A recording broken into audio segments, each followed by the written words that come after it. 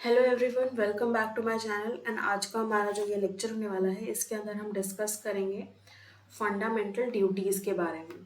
So basically जो fundamental duties हैं वो ओरिजिनली हमारे कॉन्स्टिट्यूशन में नहीं थी। इसको बाद में लेटर ऑन ऐड किया गया है। कब ऐड किया गया है? 42nd अमेंडमेंट एक्ट के द्वारा, जो कि है 1976 ईयर का। आपको साथ ही साथ ईयर भी याद करने होते हैं। अब ये इसकी एक छोटी सी ट्रिक है। जैसे 42nd अमेंडमेंट है तो 4+2 कितना होता है? 6। तो 1976, इससे आप ये याद रख सकते हैं। तो एक छोटी सी ट्रिक है। अच्छा, 42nd अमेंडमेंट एक्ट के अंदर क्या किया था? 10 कॉन्स्टिट्यूशनल फंडामेंटल ड्यूटी, कॉन्स्टिट्यूशन के अंदर 10 फंडामेंटल ड्यूटीज को इंसर्ट कर दिया गया था। ठीक है, बट बाद में एक और फंडामेंटल ड्यूटी को इंसर्ट किया गया। कब किया गया? 86th अमेंडमेंट 2002, जिसमें हमारी अब 11 फंडामेंटल ड्यूटीज हो गई हैं। इनिशियली, या मैं बोलूँ ओरिजिनली, कॉन्स्टिट्यूशन में फंडामेंटल ड्यूटीज का कोई कॉन्सेप्ट नहीं था। 42nd अमेंडमेंट 1976 के अंदर फंडामेंटल ड्यूटीज के कॉन्सेप्ट को इंट्रोड्यूस किया गया। एंड जब ये इंट्रोड्यूस हुआ कॉन्सेप्ट, तो 10 फंडामेंटल ड्यूटीज हमारे कॉन्स्टिट्यूशन में, हमारे संविधान में थी। इसके बाद 2002 में 86th अमेंडमेंट एक्ट के अंदर एक फंडामेंटल ड्यूटी और ऐड कर दी गई थी। ठीक है, तो ये है बेसिकली हमारा एक बैकग्राउंड की बेसिकली कितनी फंडामेंटल ड्यूटीज हैं, कैसा है कैसा नहीं है। अच्छा, अब ये कौन से पार्ट के अंदर दे रखी हैं, ये भी इम्पोर्टेंट है। तो पार्ट 4A के अंदर दे रखी हैं एंड आर्टिकल 51 कैपिटल ए। जो भी हमारे आर्टिकल्स होते हैं या पार्ट होते हैं, उसके अंदर अगर कैपिटल ए, कैपिटल बी इस तरीके से अगर बताया गया होता है, तो दैट मीन्स हमें क्लियर इंडिकेशन हो जाता है उसी से कि वो अमेंडमेंट के थ्रू ही ऐड किया गया है। अब हम कुछ फंडामेंटल ड्यूटीज को भी देख लेते हैं जो हमारे कॉन्स्टिट्यूशन के अंदर मेंशन की गई हैं। जैसे abide by the Indian constitution. Indian constitution के अंदर जो भी लिखा होगा आप उसको अबाइड करेंगे। नेशनल फ्लैग और नेशनल एंथम की क्या करेंगे? रिस्पेक्ट करेंगे। जो आइडिया है उसको रिस्पेक्ट करेंगे, चेरिश करेंगे, फॉलो करेंगे। जो भी नोबल आइडियाज हैं, जो भी हमारी नेशनल स्ट्रगल रही है फ्रीडम के लिए, हम उससे इंस्पायर होंगे और उसको चेरिश करेंगे, उसको सराहेंगे एक तरीके से। Uphold and protect the sovereignty, unity and integrity. हमें यूनिटी, इंटीग्रिटी और सोवरानिटी को प्रोटेक्ट करना है। हम उसके अगेंस्ट नहीं जा सकते। हमें अपनी कंट्री को डिफेंड करना है। या फिर कभी भी अगर हमें रेंडर करना पड़ता है, यानी कि कभी भी हमें अपने नेशन के लिए, हमें अपनी कंट्री के लिए अगर कुछ सर्विस करनी पड़ जाती है, तो हम यहाँ पे मना नहीं कर सकते हैं, क्योंकि यहाँ पे हमारी ज़रूरत है हमारी कंट्री को। ये हमारी ड्यूटी है कि हम जब हमारी ज़रूरत पड़े तो हम आगे बढ़कर सामने आए।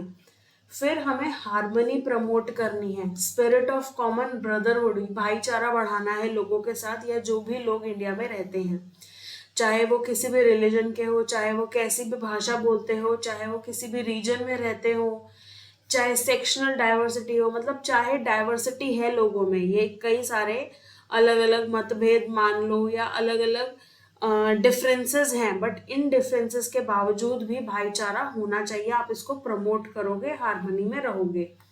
इसके बाद जो भी रिच हेरिटेज है कंट्री की, आप उसको प्रिजर्व करोगे और उसको महत्व दोगे। प्रोटेक्ट करना है, इम्प्रूव करना है नेचुरल एनवायरनमेंट को, इंक्लूडिंग जो भी फॉरेस्ट है, लेक्स है, जो भी नेचुरल चीजें हैं, आप उनको क्या करना है? आपको प्रोटेक्ट करना है। नेचुरल एनवायरनमेंट की चीजें हैं ये, और इसको इम्प्रूव करने के लिए अगर आप कोई एफर्ट करना चाहते हो तो वो भी आप कर सकते हो। जैसे सरकार कुछ नए इनिशिएटिव्स लेकर आती है या कोई स्कीम या प्रोजेक्ट्स लेकर आती है।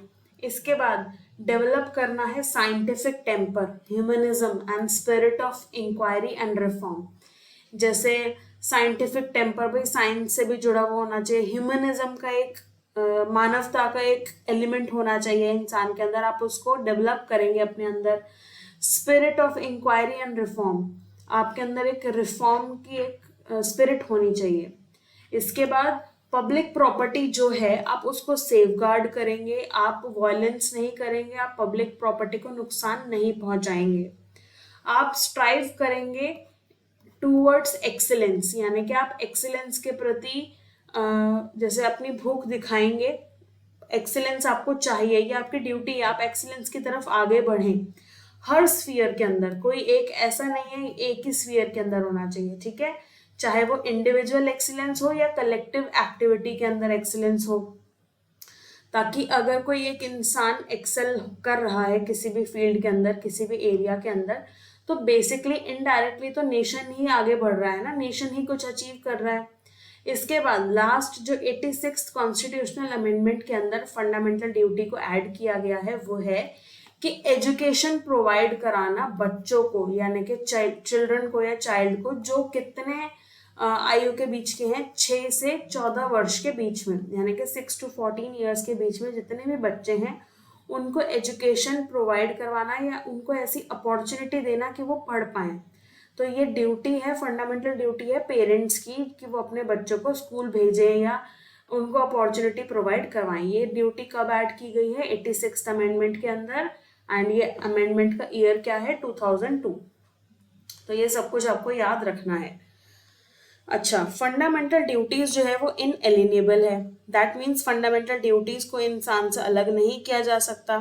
फंडामेंटल ड्यूटीज भारतीय नागरिक को ये बेसिकली ये याद दिलाती है कि आपके दायित्व क्या है सोसाइटी के प्रति या फेलो सिटीजन्स के प्रति, ठीक है।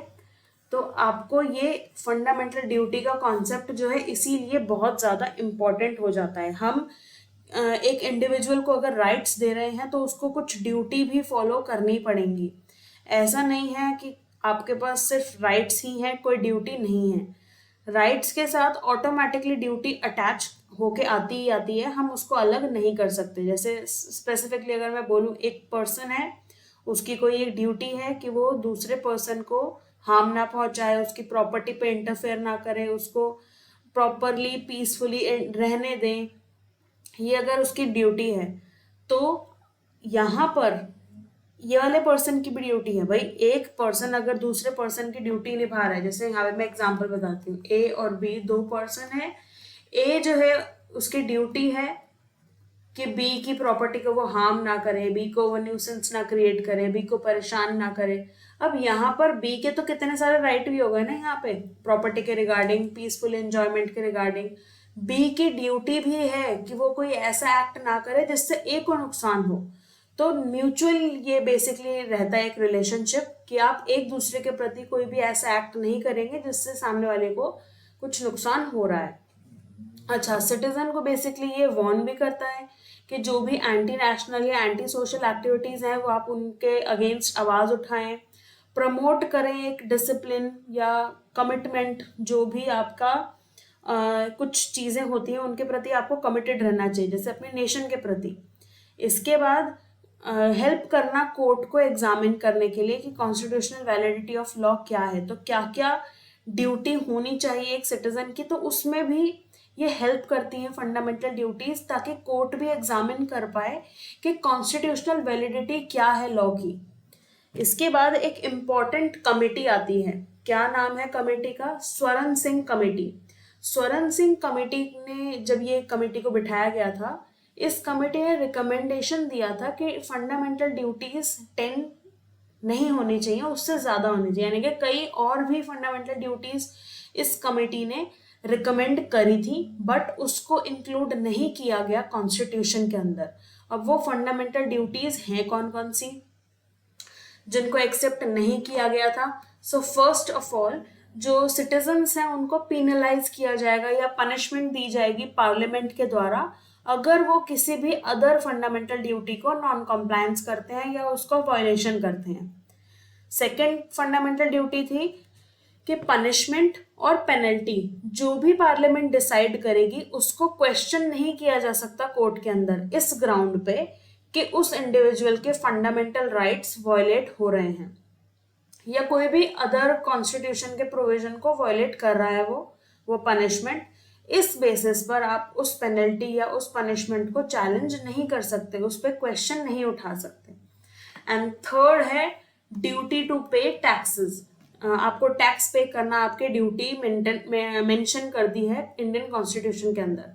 तो ये जो 3 फंडामेंटल ड्यूटी है इसको हटा दिया गया था एंड इसको एक्सेप्ट नहीं किया गया था। और जैसे कि मैंने स्टार्टिंग में भी बताया कि जो फंडामेंटल ड्यूटीज हैं वो क्या है, इनएलिनिएबल है एंड बेसिकली ये एनफोर्सिएबल भी नहीं है। एनफोर्सिएबल नहीं है दैट मीन्स पार्लियामेंट पनिशमेंट नहीं दे सकती है सिटीजन्स अगर फंडामेंटल ड्यूटी को माने या ना माने। बट ऐसा नहीं है कि फंडामेंटल ड्यूटी को आप ना माने। देखो अब कुछ फंडामेंटल ड्यूटीज ऐसी भी हैं जो लॉ के प्रति एनफोर्सेबल भी हैं। वैसे तो जनरली फंडामेंटल ड्यूटी एनफोर्सेबल नहीं है, बट पार्लियामेंट ने फंडामेंटल ड्यूटीज को ध्यान में रखते हुए कुछ लॉ बना दिए। अब उन लॉज को ध्यान में रखते हुए आपको एक्ट करना है। अगर आपने उन लॉज को वॉयलेट किया दैट मीन्स आपने फंडामेंटल ड्यूटी को वॉयलेट किया, दैट मीन्स आपके अगेंस्ट अब एक्शन लिया जा सकता है। ठीक है, तो ये चीज आपको बेसिकली याद रखनी है। और जो फंडामेंटल ड्यूटी का कॉन्सेप्ट है वो कहाँ से लिया हमने, यूएसएसआर से लिया। ये भी बहुत ज्यादा इंपॉर्टेंट चीज रहती है, हमें याद रखना है कौन सा कॉन्सेप्ट हमने कहाँ से अडॉप्ट किया है। जैसे कि हम अपने इंडियन कॉन्स्टिट्यूशन को बैग ऑफ बोरोइंग्स बोलते हैं, तो इसीलिए हमने कई सारे कॉन्सेप्ट्स को अलग अलग कंट्री के कॉन्स्टिट्यूशन से ही अडॉप्ट किया है। तो कहाँ कहाँ से अडॉप्ट किया है। अच्छा, सो अब कौन कौन सी ऐसी फंडामेंटल ड्यूटीज हैं जो एनफोर्सेबल हैं और कौन सी एनफोर्सेबल नहीं है, तो इसके रेस्पेक्ट में आपको चेक करना पड़ेगा मेरा इंस्टाग्राम का पोस्ट। उसमें आपको पता चल जाएगा कि कौन कौन सी फंडामेंटल ड्यूटीज के रिस्पेक्ट में कुछ लीगल प्रोविजंस बनाए गए हैं। दैट मीन्स लीगल प्रोविजंस हैं, दैट मीन्स वो एनफोर्सेबल है। आप उन फंडामेंटल ड्यूटीज को या आप उन फंडामेंटल ड्यूटीज का नॉन कंप्लायंस नहीं कर सकते। ठीक है, सो that's it for now. Thank you so much for watching. And अगर करंट अफेयर्स में इंटरेस्टेड हैं या करंट अफेयर्स आपके किसी भी एग्जाम के अंदर आना है, जिस एग्जाम की भी आप प्रिपरेशन कर रहे हैं, सो अगर अभी तक आपने मुझे टेलीग्राम पर या मेरा टेलीग्राम का चैनल फॉलो नहीं किया है या ज्वाइन नहीं किया है, तो उसका लिंक जो है वो आपको डिस्क्रिप्शन में मिल जाएगा। सो उसको ज़रूर ज्वाइन करिएगा। हम डेली ट्राई करते हैं कि आपके लिए डेली करंट अफेयर्स जो है वो अपलोड करें एंड ये बिल्कुल फ्री है। सो ज़रूर ज्वाइन कीजिएगा टेलीग्राम पर हमें। So that's it for now. Thank you so much for watching. See you in my next video.